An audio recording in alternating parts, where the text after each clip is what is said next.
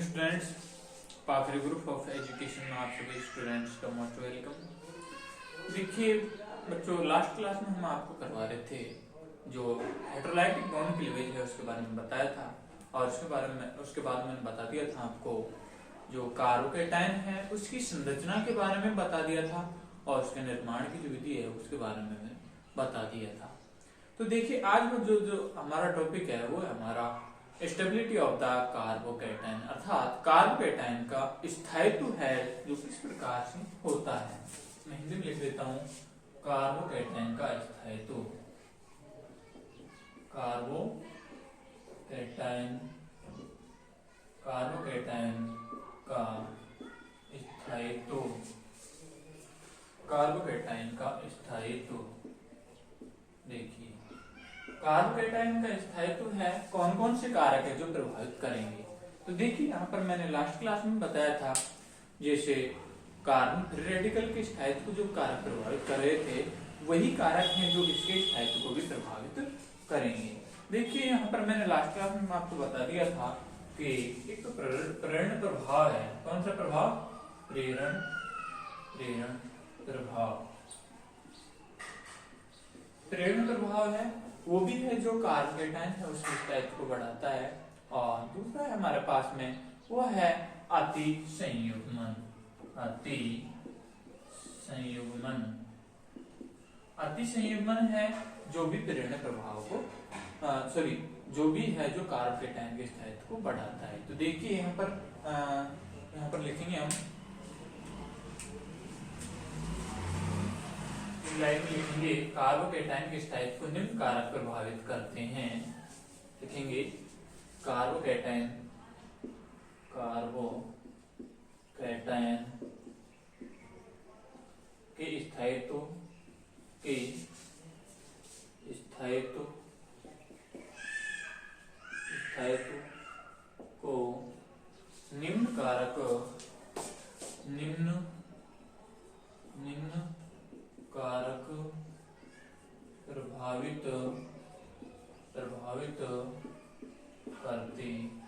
कारक प्रभावित करते हैं। कार्बोकैटायन जो स्थायित्व है उसको निम्न कारक प्रभावित करते हैं। यहाँ पर पहला है हमारे पास में वो है प्रेरण प्रभाव। पहला हेडिंग डालेंगे प्रेरण प्रभाव। देखिए प्रेरण प्रभाव है वो कार्बोकैटायन के स्थायित्व को किस प्रकार से प्रभावित करता है। हमें पता है एल्किल समूह का प्लस आई प्रभाव अर्थात धनात्मक प्रेरण प्रभाव लगता है, और धनात्मक प्रेरण प्रभाव का मतलब भी तुम जानते हो कि इलेक्ट्रॉन डेंसिटी को देना। धनात्मक प्रेरण प्रभाव का मतलब क्या है? इलेक्ट्रॉन डेंसिटी देना। और कार्बोकैटायन है वो कैसा है? इलेक्ट्रॉन डेफिशिएंट है, अर्थात इलेक्ट्रॉन की उस पर न्यूनता पाई जाती है। अब उसको यदि कोई इलेक्ट्रॉन देने वाला समूह हो उसके पास में तो उसके स्थायित्व को बढ़ा देगा। और हमें पता है जो एल्किल समूह है, कौन सा? एल्किल समूह का प्लस आई इफेक्ट होता है। कौन सा इफेक्ट होता है? प्लस आई इफेक्ट होता है। अब देखिए यदि किसी कार्बोकैटायन के साथ, मान लीजिए कार्बोकैटायन है ना, इसके साथ जितने अधिक एल्किल समूह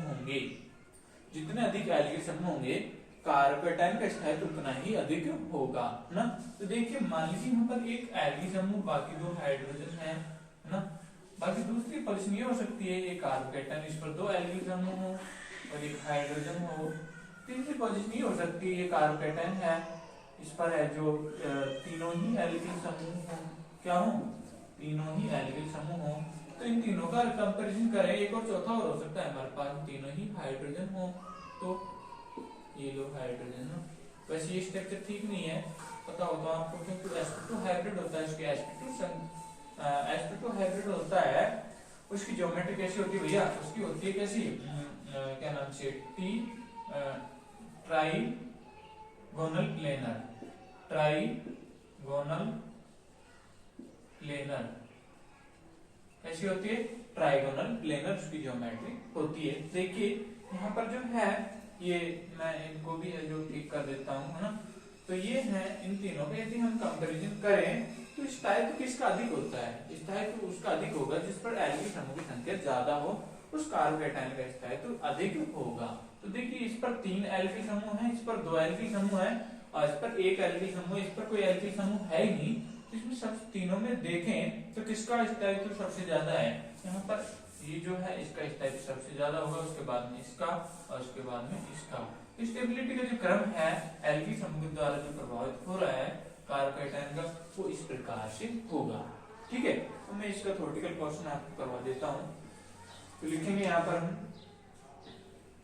देखिए एल्किल समूह का प्लस आई प्रभाव होता है, एल्किल समूह का प्लस आई प्रभाव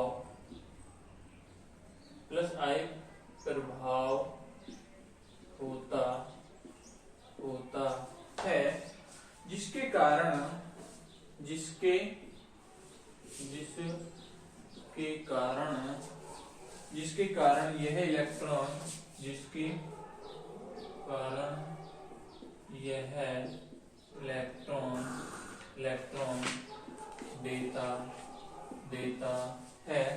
कारण यह इलेक्ट्रॉन देता है जब एल्किल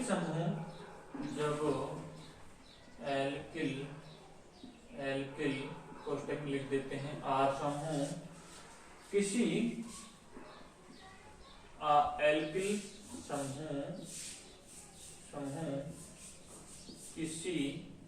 किसी धनात्मक कार्बन परमाणु से धनावेशित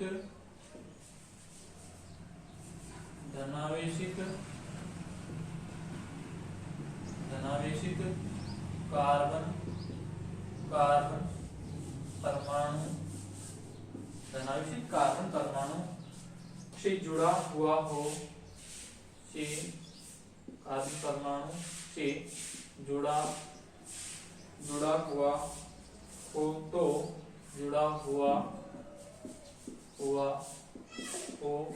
तो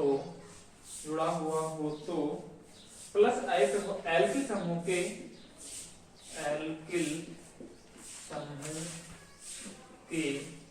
प्लस आई प्रभाव के कारण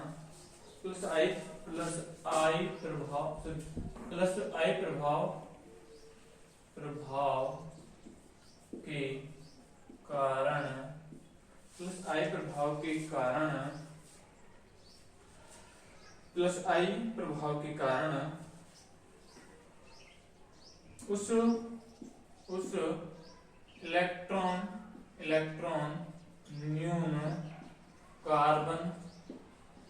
न्यून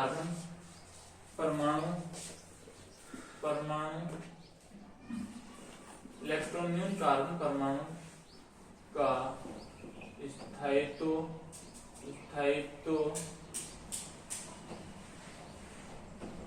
बढ़ जाता है, क्योंकि इलेक्ट्रॉन न्यून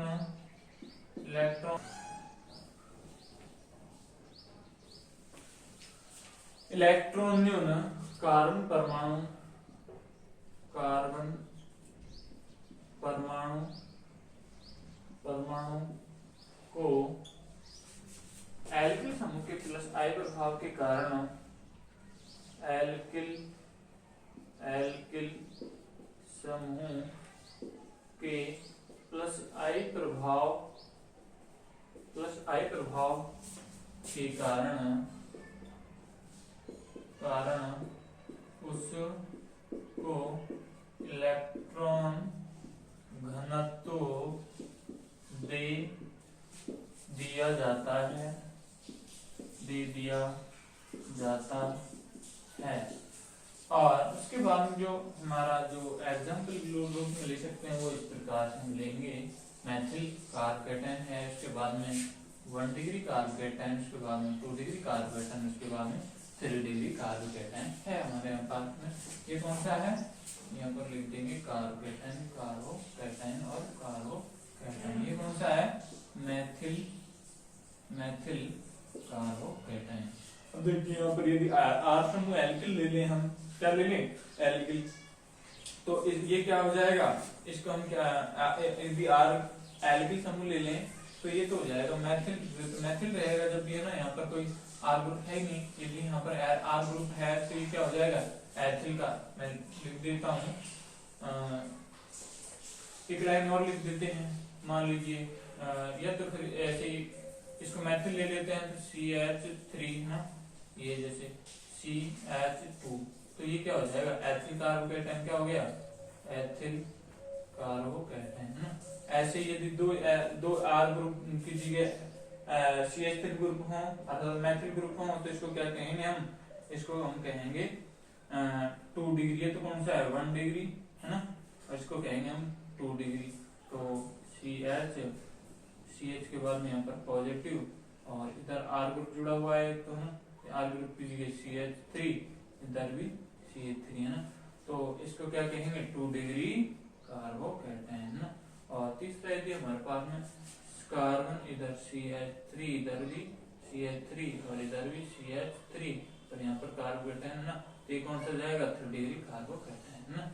तो ये हो जाता है भैया स्टेबिलिटी का क्रम प्रेरण प्रभाव द्वारा जो प्रभावित होता है। तो यहाँ पर हम एक लाइन और लिख देंगे ना, इधर इसको मिटा देता हूं मैं, ये तो उतार लिया होगा आपने।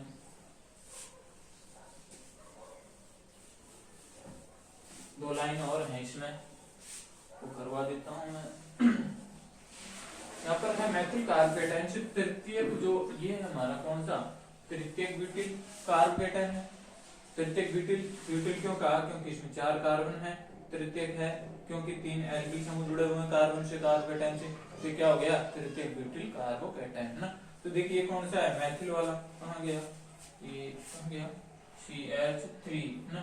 तो मैथिल कार्बोकेटाइन से तृतीयक ब्यूटिल कार्बोकेटाइन की ओर जाने पर लगातार एल्किल समूह की संख्या बढ़ने से जो कार्बोकेटाइन का स्थायित्व बढ़ता जाता है। एक लाइन ये और लिख देते हैं हम ना, तो लिखेंगे मैथिल कार्बोकेटाइन से मैथिल कार्बोकेटाइन से तृतीयक ब्यूटिल कार्बोकेटाइन की तरफ से तृतीयक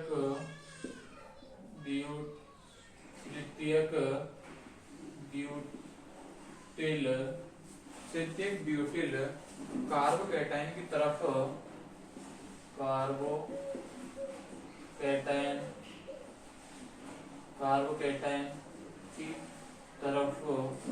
कार्बोकेटाइन की तरफ जाने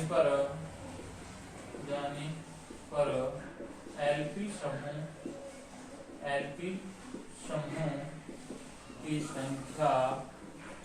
संख्या बढ़ती जाती है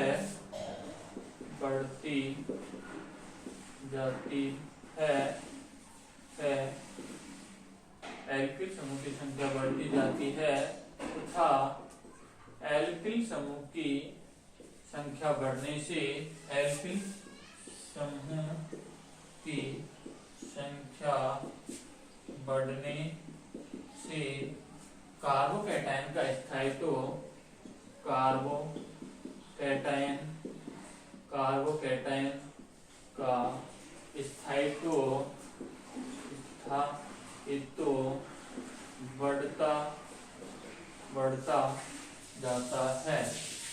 बढ़ता जाता है।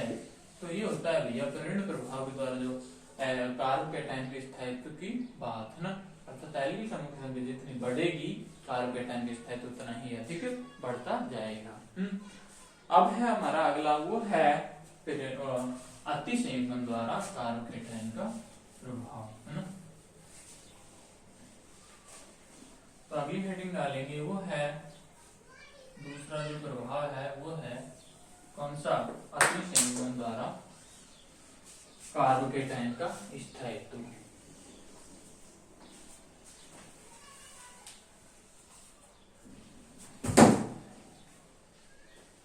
लिखेंगे, हेडिंग डालेंगे अति संयुग्मन। दूसरा है हमारा, दूसरी हेडिंग है वो है अति संयुग्मन। अति संयुग्मन। तो अति संयुग्मन में हम लिखेंगे, अति संयुग्मन में है जो बीटा हाइड्रोजन परमाणु में भाग लेते हैं और बीटा हाइड्रोजन परमाणु भाग लेते हैं, जितनी बीटा हाइड्रोजन परमाणु की संख्या अधिक होगी उसका स्थायित्व उतना ही अधिक होगा, उसका स्थायित्व उतना ही।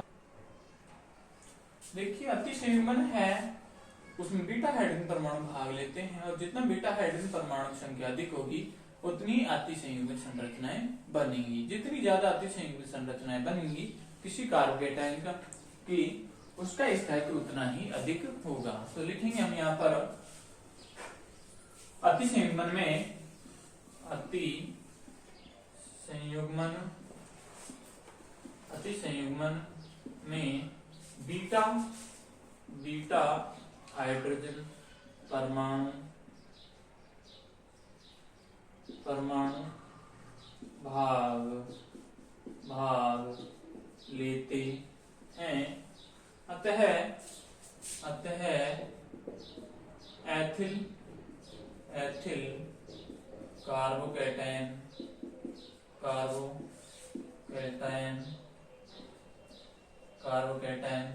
में 3 बीटा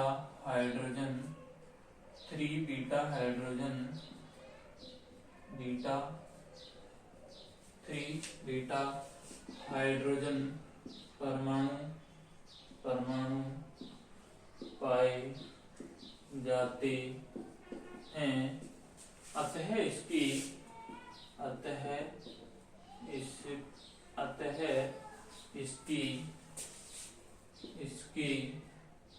निम्न चार अति संयुग्मित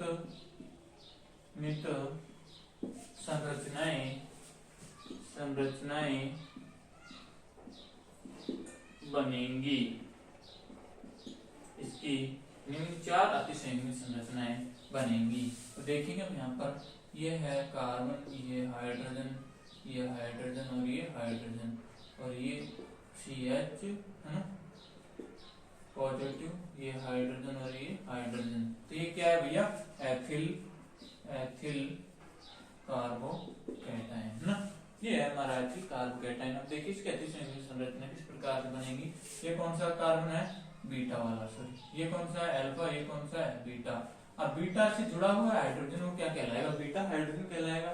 तो इसके पास में कितने बीटा हाइड्रोजन है, 3 बीटा हाइड्रोजन इज प्रेजेंट है इसके पास में। तो देखिए अति संयुग्मन किस प्रकार से होता है। कार्बोकेटाइन के प्रभाव से जो CH बॉन्ड है इसमें हाइड्रोलाइटिक बॉन्ड क्लीवेज होता है, अर्थात विषमांसन बंध विखंडन होता है। और क्या होता है, ये बंध के इलेक्ट्रॉन है जो कहां पर चले जाते हैं, कार्बन परमाणु की ओर आ जाते हैं, क्योंकि ये है जो sp2 हाइब्रिड कार्बन है उसका प्लस इसका कौन सा प्रभाव लगेगा, इसका -I प्रभाव लगेगा। अर्थात sp2 हाइब्रिड होने के कारण इसकी विद्युत ऋणता अधिक हो जाती है, जिसके कारण बंध के इलेक्ट्रॉनों को ये खींचता है। तो देखिए यहाँ पर इसकी संयुग्मित दूसरी जो अति संयुग्मित संरचना बनेगी वो होगी कैसे, कार्बन, ये हाइड्रोजन, यहाँ पर डबल बॉन्ड आ जाएगा, ये हाइड्रोजन, ये हाइड्रोजन। जहां से जो हाइड्रोजन निकलता है उसको वहीं जैसे यहाँ से निकला है तो इसको यहीं पर दर्शाएंगे अगले स्ट्रक्चर में। यदि ये निकलता तो इसको यहीं पर दर्शाते हैं ना। तो अगली जो अति संयुग्मित संरचना बनेगी वो देखिए कैसे होगी। अब की बार इसके साथ अति संयुग्मित संरचना बना रहे हैं तो वो कैसे होगी, ये ऐसे होगी, ये कार्बन है, ये हाइड्रोजन, ये यहाँ पर हाइड्रोजन, ये डबल बॉन्ड और ये कार्बन, ये हाइड्रोजन। ठीक है, अगली जो चौथी अति संयुग्मित संरचना बनेगी वो इस वाले बीटा हाइड्रोजन के साथ बनेगी। तो वो कैसी होगी, ये कार्बन, ये हाइड्रोजन, ये पॉजिटिव चार्ज, ये कार्बन, हाइड्रोजन। तो देखिए यहाँ पर इसकी 4 अति संयुग्मित संरचना बनी। और हमें पता है यहाँ पर जो है बंध के इलेक्ट्रॉन दिए जा रहे हैं, बंध के इलेक्ट्रॉन आ रहे हैं काम में, तो यहाँ पर इसका जो स्थायित्व है बढ़ता जाता है। अगली स्ट्रक्चर में जो देखते हैं तो कार्बोकेटाइन पर है जो यहाँ पर 2 इलेक्ट्रॉन इस बंध के, 2 इलेक्ट्रॉन इसके, 2 इलेक्ट्रॉन इसके, 2 इलेक्ट्रॉन इसके, अर्थात इसके पास में है जो इसका आउटर स्फीयर में कितने इलेक्ट्रॉन घनत्व हो जाता है, 8 इलेक्ट्रॉन का घनत्व फिर से हो जाता है। और 8 इलेक्ट्रॉन का घनत्व तुम पता है एक स्थायी घनत्व होता है कार्बन पर।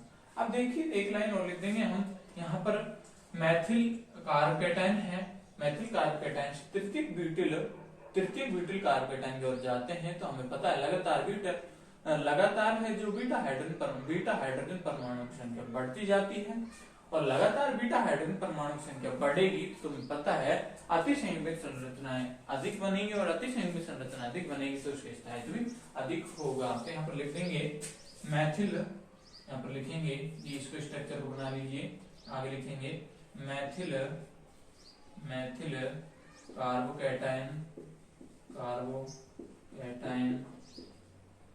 कार्बोकेटायन से तृतीयक ब्यूटिल कार्बोकेटायन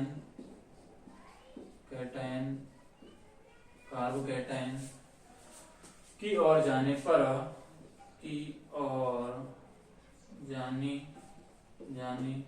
पर बीटा हाइड्रोजन परमाणु की संख्या मैथिल कार्बोकेटायन से तृतीयक ब्यूटिल कार्बोकेटायन की ओर जाने पर कार्बोकेटायन का स्थायित्व कार्बोकेटायन का स्थायित्व बढ़ता जाता है, क्योंकि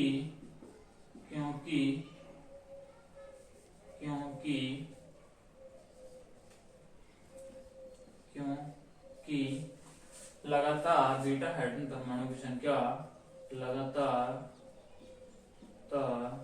बीटा हाइड्रोजन परमाणु की संख्या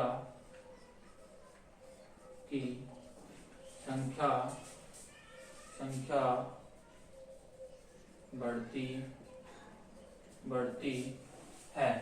देखिए जैसे हम मैथिल कार्बोकेटायन से तृतीयक ब्यूटिल कार्बोकेटायन की ओर जाते हैं तो लगातार बीटा हाइड्रोजन परमाणु की संख्या बढ़ती है, और लगातार बीटा हाइड्रोजन परमाणु की संख्या बढ़ेगी तो हमें पता है कार्बोकेटायन की स्टेबिलिटी है जो बढ़ती जाती है। तो यहाँ पर मैं एग्जाम्पल लिख देता हूँ। फाइनली देखिए ये हमारा CH3 जिसे हम मैथिल कार्बोकेटायन कहते हैं, इसके बाद में है CH2 जिसे हम कहते हैं एथिल कार्बोकेटायन, ये है मैथिल कार्बोकेटायन, और इसको हम 1 डिग्री कार्बोकेटायन भी कहते हैं। इसके बाद में जो है दूसरा वो है CH3, इधर CH3 ये हाइड्रोजन और इस पर